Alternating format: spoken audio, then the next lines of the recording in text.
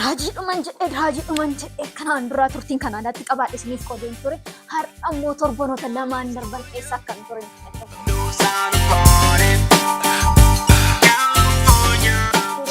Los Angeles in ture, Hollywood in ture. Kan qaxaleen keessa maal godhe Los Angeles dhaqee akkan majachuudhaan buraayyuutii ka'ee boolee miilaan deemutti Hollywood Coastar inni deemutti beto caakicha jira irraan gadii sanan deemutti ka'e achi hallumti jiru hunduma isaa namatti tola.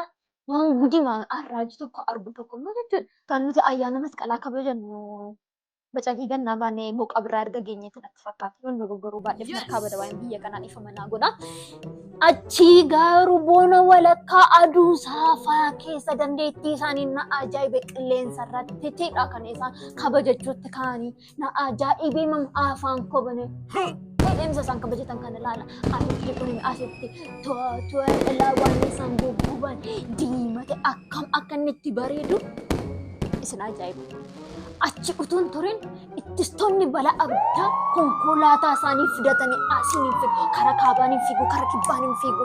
Maaltu ta'edha nan gaaffii manatti ta'e achi gaafan gadi ilaalu gaaricharra dhaabbadhee gadi ilaalu eenyu tafe namoota fiilmii hojjetan nuti addunyaa kanarratti ajaa'ibsiifannu jechuudha.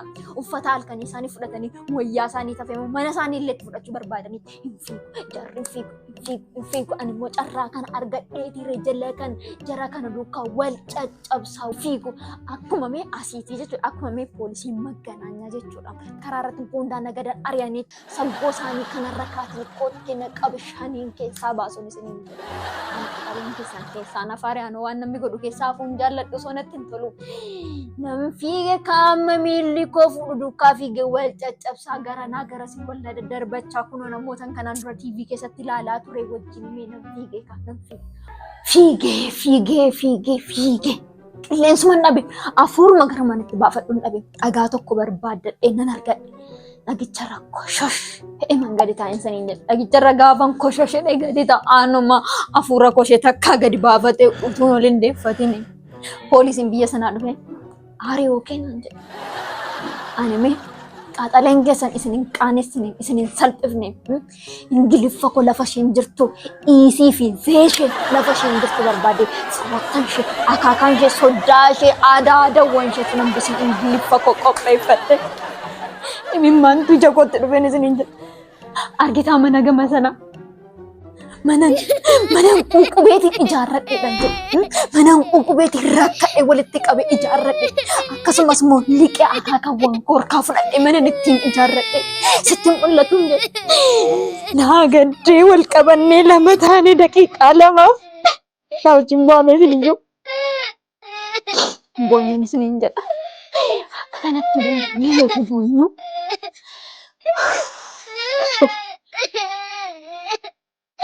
Sufti.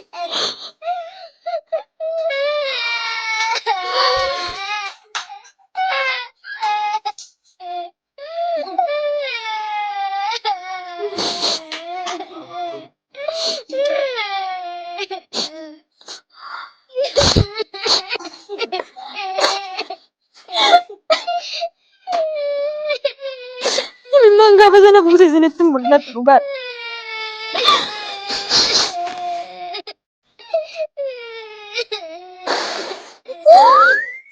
Kanuma ammoo maal hojjettanaan jedhe.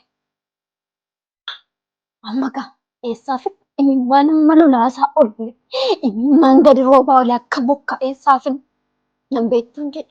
Ani akkamittiin oolaaltan jedhe silaa kana gidduutti addan baafatan jedhe nan beektuutiin jedhe ija kootti bobaasee jechuudhaan an aaktirii Hooliwudii keessatti fiilmoota hojjedhe fiilmii ajaa'iba akkamittiin nan beektuun jedhe maaganna isa fiilmichi eenyu barreessee saatii akkamii hojjettanii guyyaa kam xumurtanii siinii akkasiirra waan inni na hambisee jiru ganna dhiisu eessaa liquu eessaa afidan nan dafqeen isiniin jedha nan dafqee eessaa afidu akkamittiin nan beektootan jedheen. Akkuma koo dhiibee fiilmii seenaa Maartin Luuter King irratti hojjetan sana beektaan jedhe eeyyee beekanaan jedhe. Maarree siinii tokko irratti walgahii namoota walitti qabee nama 200 ol kan inni haasaa taasise sana yaadatta. sa'aatii tokkoof daqiiqaa 3 fi sekoondii 43 irratti isheen mataa ishee asiif achi urgufte anan jedheen. Haala kanaan jechuudha. Gaafan dhaqaan jara sana gidduu taa'u akteroota Hollywood isuma sirriin ofitti fakkaate. Isanni akteroota Hollywood godhee dhaqee jiratti na dabalee caalaa jechuudha. Aniyyuu dandeettiin akkasii akkan keessa kootii qabu natti mul'ate. Of hin bare. Dandeettiin kun maal akka ta'e nan of nu badhee kanumaan poolisicha amansiisee an dhuguma iyyuu hojjettoota Hollywood ofitti fakkaate.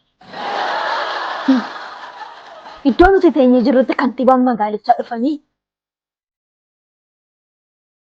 kabajamoo uummata koo gadda kan hundumaatti garaan keenya gaddeera.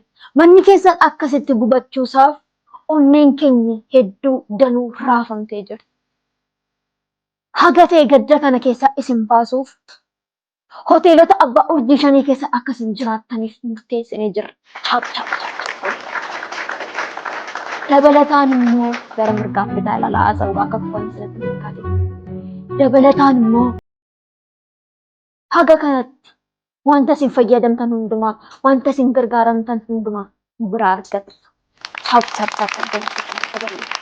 Egaa itti gaafatamaan faayinaansii magaalichaa immoo uummata keessa kee deemutti kee harka isaa kan hundumaa keessatti naqate asiin naannee achiin naannee jabaadhaa waan ta'e hundumaaf immoo isin faana jirra. Harkaan laatinaa jabaadhaa abdiin kutinaa nuun jedhee.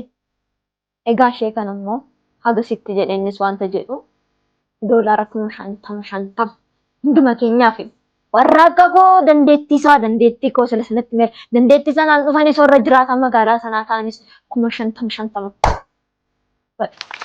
Maallaa yaadee sammuun koo kan keenya isaa gubattu kan jedhu yoo gubatte immoo warri kan keenyaaf fidaa 50 fidaa ittiin ijaarra jedhu malee ittiin ijaaramaan jedhanidha. Ayyii jedhee yeroo maal dhiise. Akkasittiin nama Hollywood keessatti gatii guddaa qabu hojii guddaa hojjete taaneetu jiraachuu jalqaba. Yaada tokko naa dhufe. Amma dhuguma na jiraachisu waa'ee koo kana yoo dhaga'an anoo dandeettiin ittiin dhaqee sobeettu poolisichuma wajjin wal argineetu sanitti meen jira akka sana ta'ee dhaqee yooti akkamittiin na jiraachisu jedhee na yaada ganamaa galgala na yaada. Dhugumaan immoo hoteela abbaa urjii 5 keessa na jiraachisu warreen giriin kaardii qabanutu jiranii kan jedhu doolaara sana maaliif hin fudhadhee gara biyya kootitti galee hojiin hojjedhu jedhee yaadne. Hojinaa dhufu seetanii yaadni hojinaa dhufe kun immoo akkuma beekamu egaa biyya keenya lafti kirkiruu ishee baay'ee ammaateera.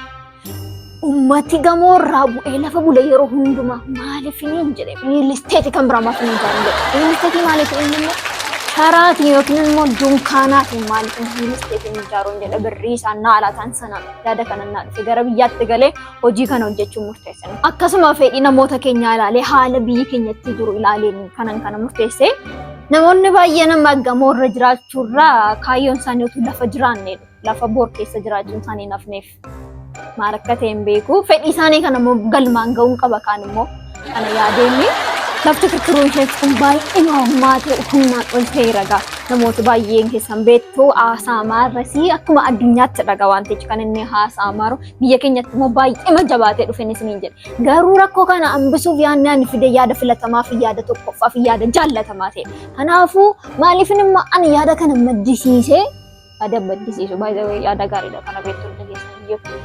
Yaadi kun maaliif maddee akka jenne yaadni kun kan inni maddee manneen waliin yookiis immoo gamoora namoonni jiraatanii argaa turtanii gaafa lafti kun kirkiru uffata halkanii isaanii fudhatanii akkasumas immoo firashii isa jedhamu siree isaanii lafa buufatanii lafa rafaa turanii jara kana immoo maaltu barbaachisaa dunkaanatu barbaachisa kanaaf fedheen dunkaana riil isteetii dhaabnaa sharaatiin akkasuma yoo fooqiin kun galagalee yoo fooqiin kun kufee jarri kun waan tokko ta'an waan tokko isaan hin godhu waan ta'eef yaada kana jedhuun kanan kana fidee dabalataan immoo mana jireenyaa ta'uu dhiise mana awwaalchaa ta'a laata riil isteetiin jiru yookiin gamoon jiru jedhudha.